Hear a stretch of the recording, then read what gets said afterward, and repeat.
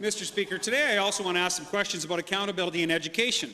Just 4 years ago, mandatory Grade 3 provincial achievement tests, PATs, were replaced with student learning assessments, SLAs. Now we hear that the SLAs will become optional. Believe this or not, teachers will decide if they want to administer them. No one is asking parents, the actual people that should be in charge. How will this lead to accountability? What will the minister say to Alberta parents who need to know how their child is doing in Grade 3 if testing is actually up to the teachers to do? Yeah. The Honourable Premier.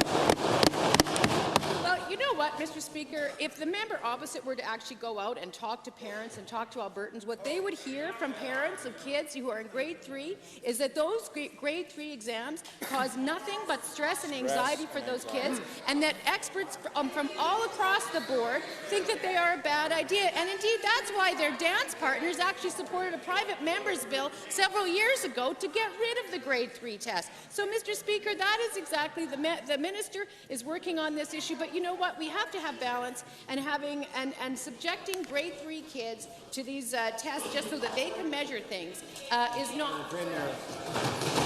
First supplemental. Optional testing, Mr. Speaker? Please. There are also accountability issues in the NDP's massive curriculum development project. Albertans worry about this government's NDP worldview becoming ingrained in our curriculum.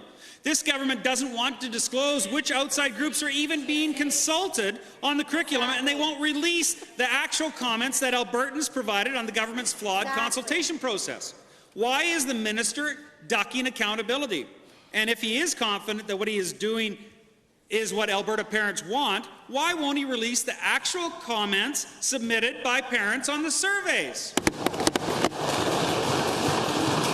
The Honourable Minister of Education. Well, thank you, Mr. Speaker, and thank you very much for the question. And Alberta is engaged in the very largest curriculum rewrite in the history of the province, and the most transparent rewrite of curriculum in the history of the province as well. We have literally hundreds and hundreds of interactions with the public, with different groups coming in. We have different even territories. Our curriculum is so good, Mr. Speaker, that Nunavut and NWT also use our curriculum. And so I defend the position that we have to build curriculum. We're doing it in a very transparent way, and we're doing it with the expertise that we have on the ground.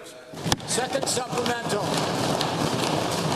Wow, Mr. Speaker, this NDP government is so out of touch with parents in Alberta. This week, we are starting to see the NDP worldview creeping into the proposed social studies curriculum.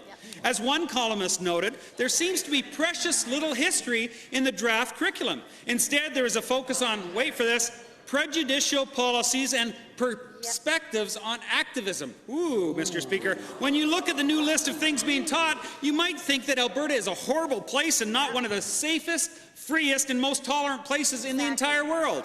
Can the ministers please explain why the draft social studies curriculum takes such a negative view of...